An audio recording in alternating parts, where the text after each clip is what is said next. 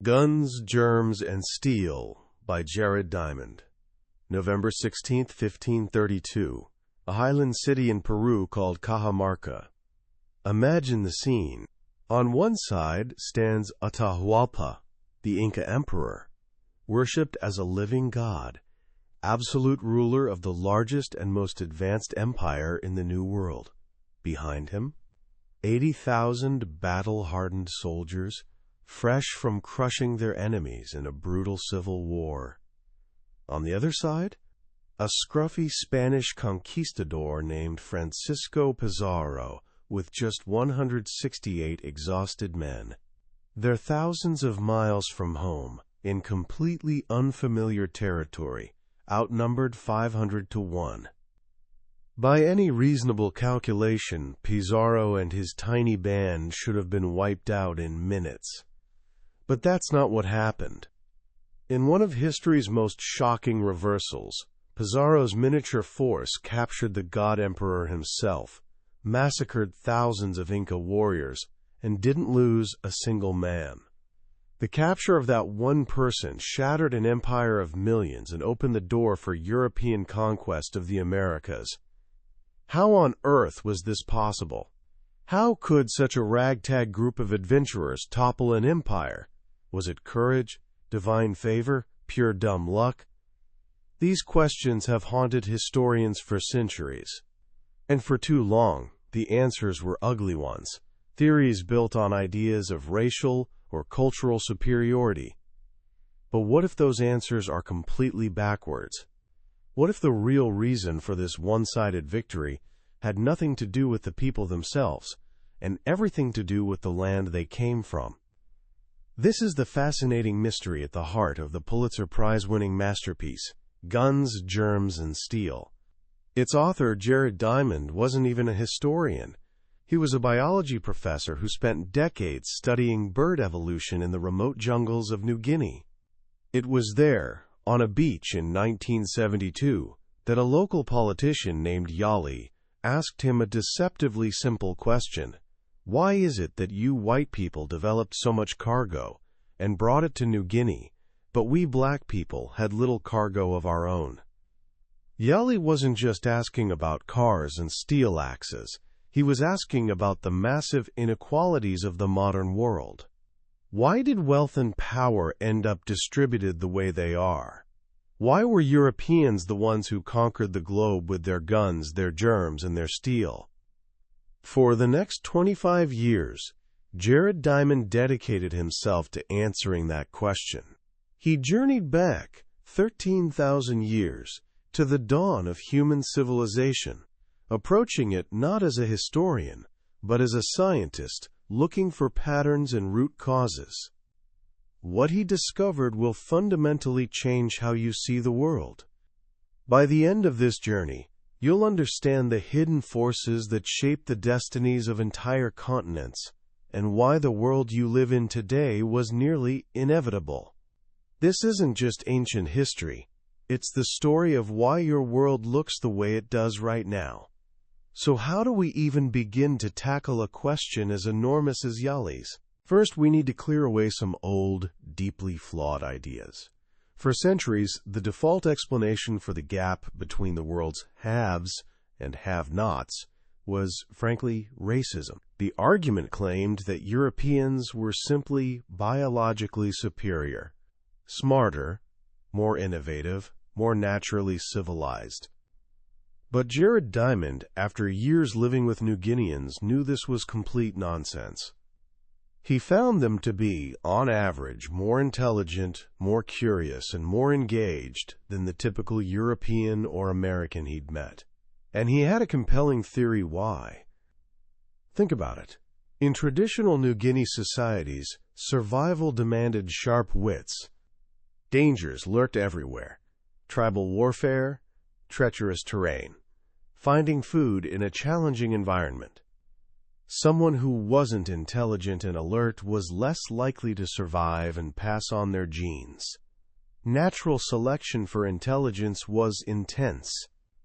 Meanwhile, in the densely packed societies of Eurasia, the biggest killer for thousands of years wasn't a rival tribe or a dangerous animal. It was infectious disease. Survival depended less on intelligence and more on your body's specific genetic resistance to germs, so Diamond actually flips the racist argument on its head. If anything, he suggests, New Guineans likely had the genetic advantage in intelligence. Other theories fall apart just as quickly. Some people claimed that cold climates stimulated creativity. You had to be inventive to survive harsh winters. But the great early civilizations didn't spring up in chilly Scandinavia. They emerged in warmer regions like the Fertile Crescent. And in the Americas, the most sophisticated societies, like the Maya, flourished in the tropics, not in the frozen north. So if it's not about the people and it's not simply about climate, what is it? The answer, Diamond argues, begins with one of the most transformative shifts in all of human history: the transition from hunting and gathering to farming. This is the ultimate starting point for everything else. He calls it farmer power.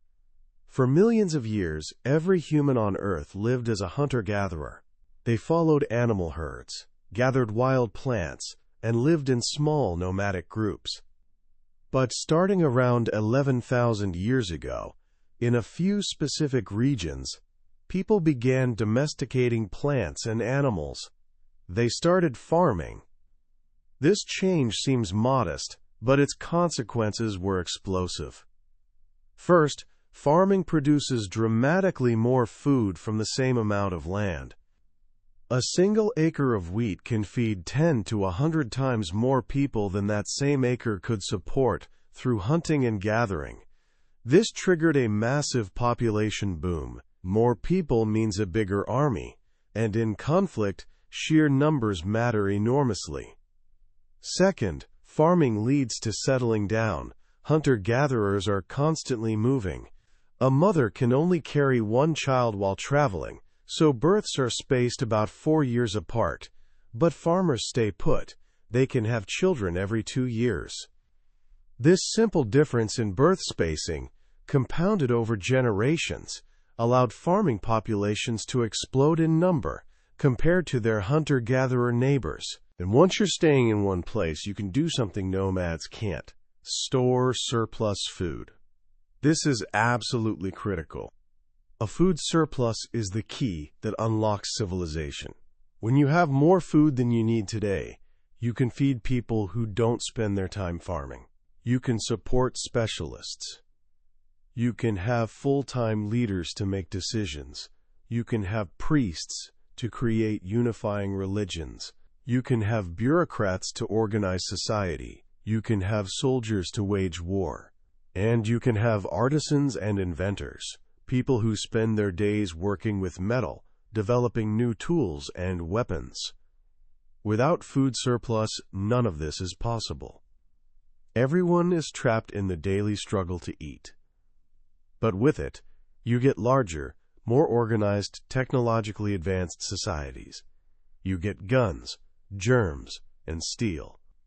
So the real question isn't why did some people conquer others? The real question is, why did some people become farmers so much earlier than others? And the answer, once again, comes down to geography.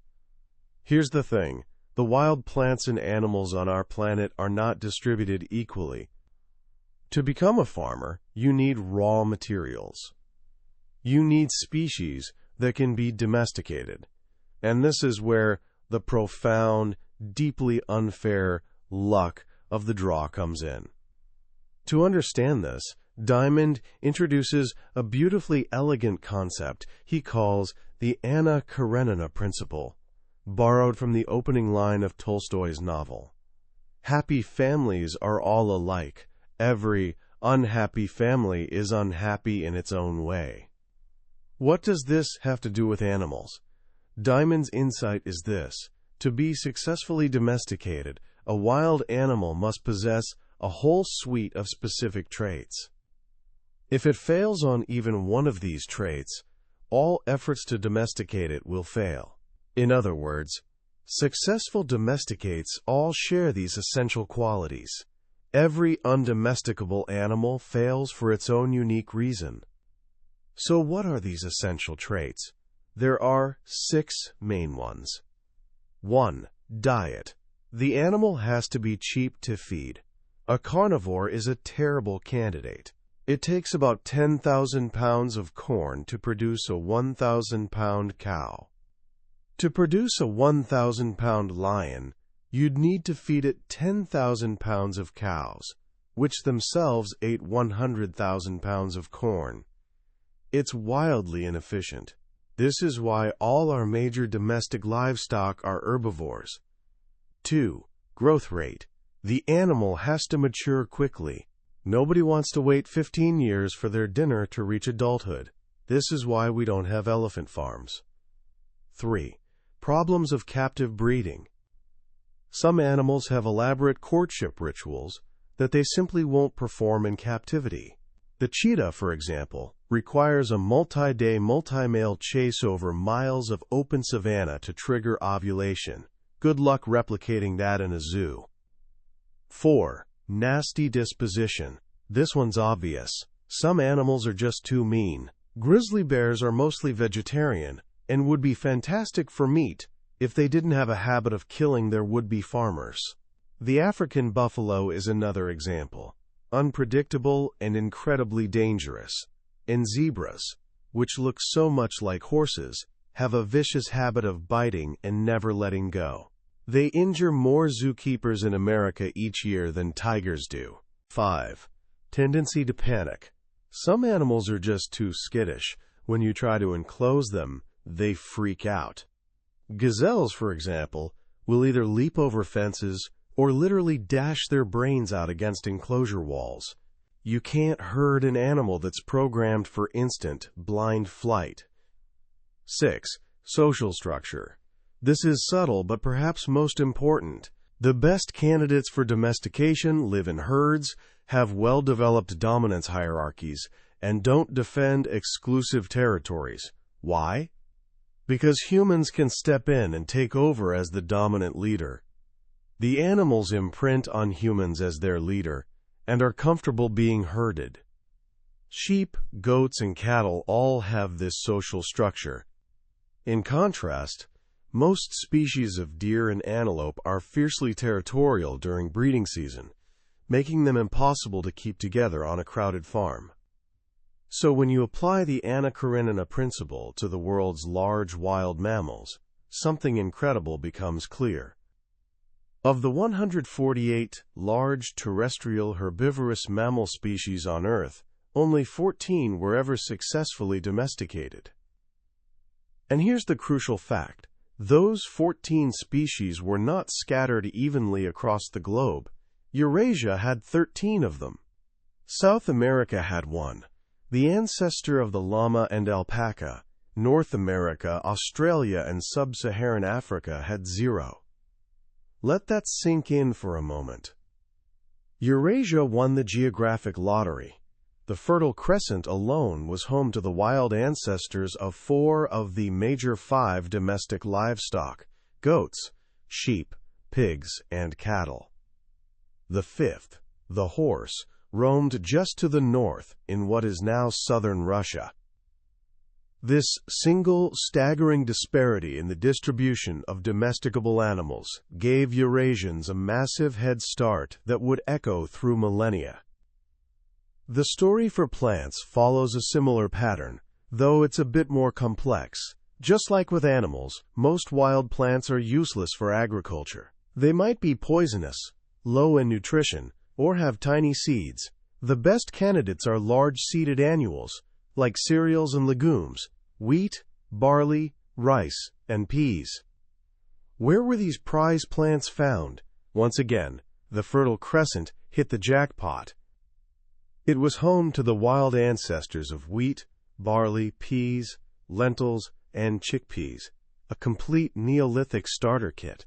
These plants were highly productive and required very few genetic changes to become ideal crops. For example, wild wheat and barley have brittle stalks that shatter to disperse their seeds. But occasional mutants have tough stalks that hold onto their seeds. In the wild, this mutation is a death sentence. The seeds can't reach the ground to sprout. But for a human gatherer, these mutants are a gift. They're the only stalks left standing, waiting to be harvested. So when humans started planting seeds, they unconsciously selected for this mutation, and within centuries had domesticated wheat and barley. In contrast, the Americas' most important crop, corn, had a far more challenging ancestor, a wild grass called teosinte. Teosinte looks nothing like modern corn. Its cobs are tiny, barely an inch long, and its seeds are locked in rock-hard casings. It took thousands of years of patient, deliberate selection by early Mesoamerican farmers to transform it into the productive crop we know today. This difference in available raw materials meant that full-scale productive agriculture developed in the Fertile Crescent thousands of years before it did in the Americas. But having the right plants and animals is only part of the story. The next question is, how easily can farming, and the technologies that come with it, spread? This is where Diamond presents one of his most powerful and elegant ideas, the role of continental axes. Look at a world map. The Americas and Africa are arranged along a north-south axis. They're long and relatively narrow. Eurasia, on the other hand, is spread out along an east-west axis. It's short and very wide. Why does this matter? Because places at the same latitude, east or west of each other, share similar day lengths and often have comparable climates, seasons, and habitats. Crops and animals are adapted to these conditions. A plant domesticated in the Fertile Crescent can be planted in France or India with little modification because they all lie at roughly the same latitude. And that's exactly what happened. The package of crops and animals from the Fertile Crescent spread rapidly eastward to India and westward across Europe, reaching the Atlantic coast in just a few thousand years. This created a huge interconnected zone of food production. Now consider the Americas.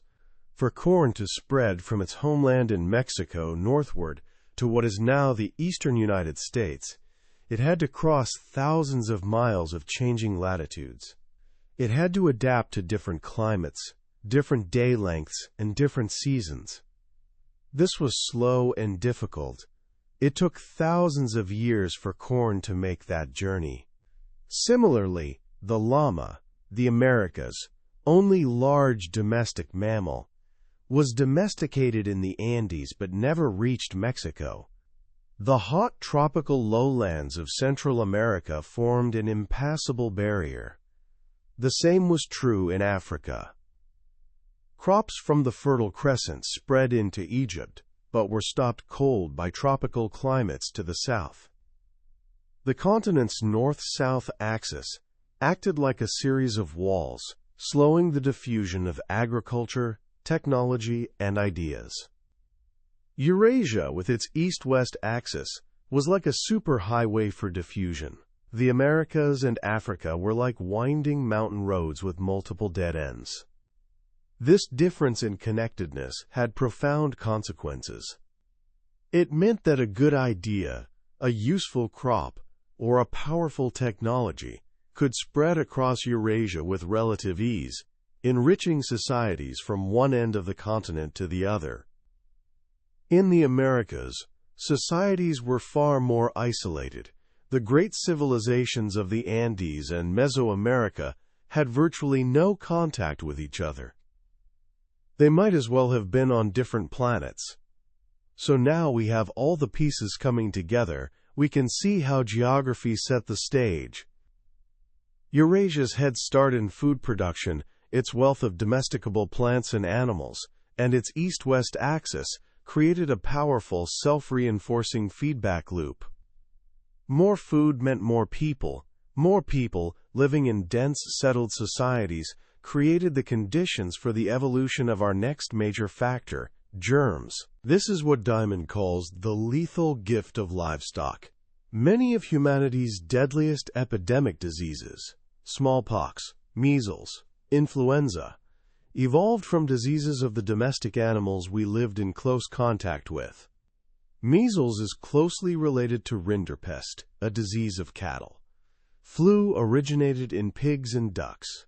For thousands of years, Eurasians lived in crowded villages, surrounded by their own sewage and their animals. It was a perfect breeding ground for microbes. Over time, Eurasian populations were repeatedly ravaged by these epidemics, and through brutal natural selection, they developed a degree of genetic resistance and immunity.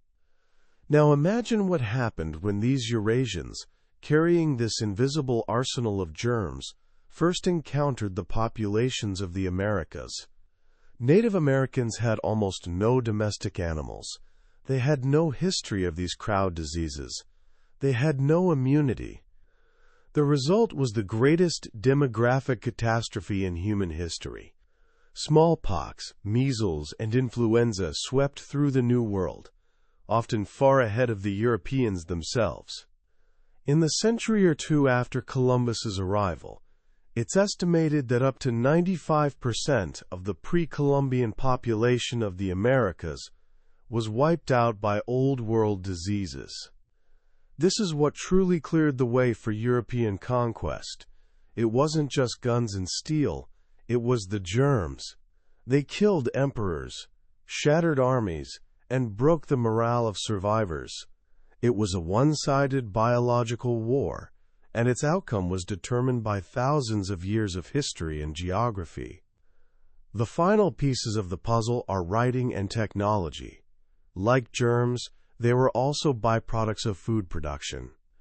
Writing was independently invented only a few times in human history, and in each case, it was in a food-producing society. Why? Because early writing wasn't for poetry, it was for accounting. It was a tool for the state, used by professional scribes to track stored grain, tax revenues, and royal propaganda. These scribes were specialists, fed by surplus food grown by farmers.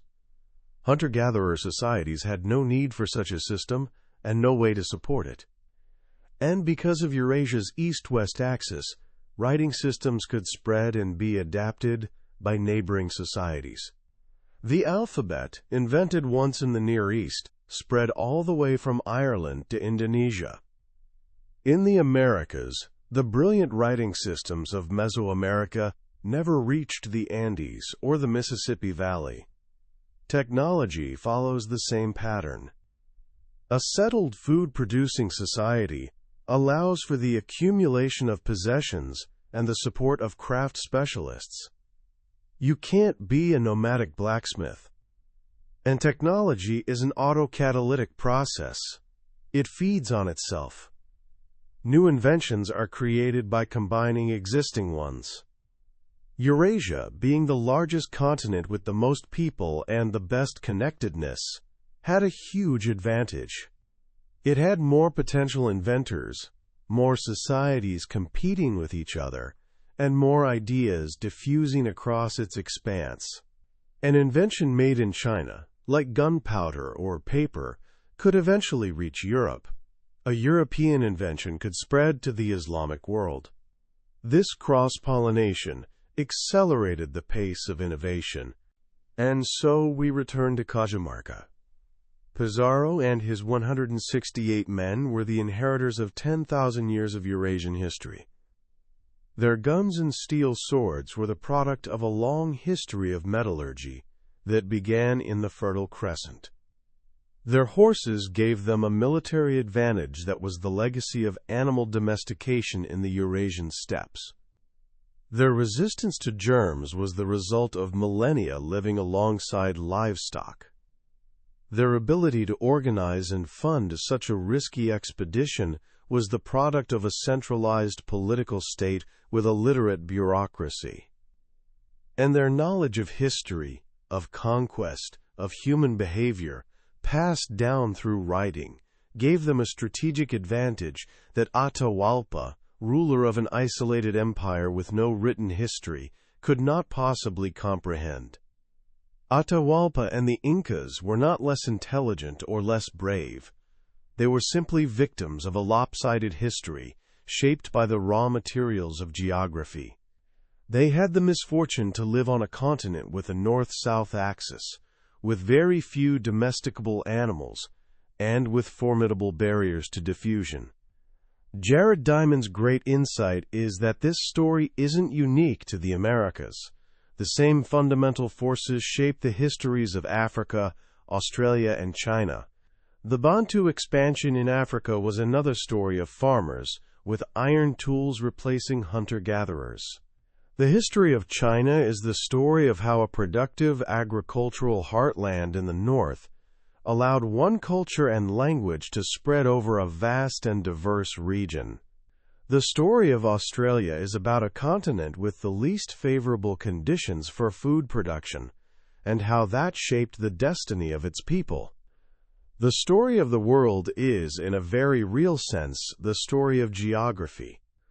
When you finish a book like Guns, Germs, and Steel, it's hard to look at the world the same way again. It's one of those rare books that seems to completely rearrange how you think. The most powerful lesson, for me, is its profound and deeply compassionate refutation of racist explanations for history. It takes the idea of racial or cultural superiority, which has been used to justify so much suffering, and systematically dismantles it with mountains of scientific evidence.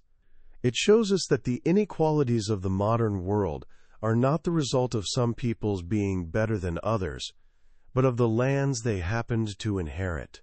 It's a story of luck, not inherent worth, and that's a humbling and deeply humanizing realization.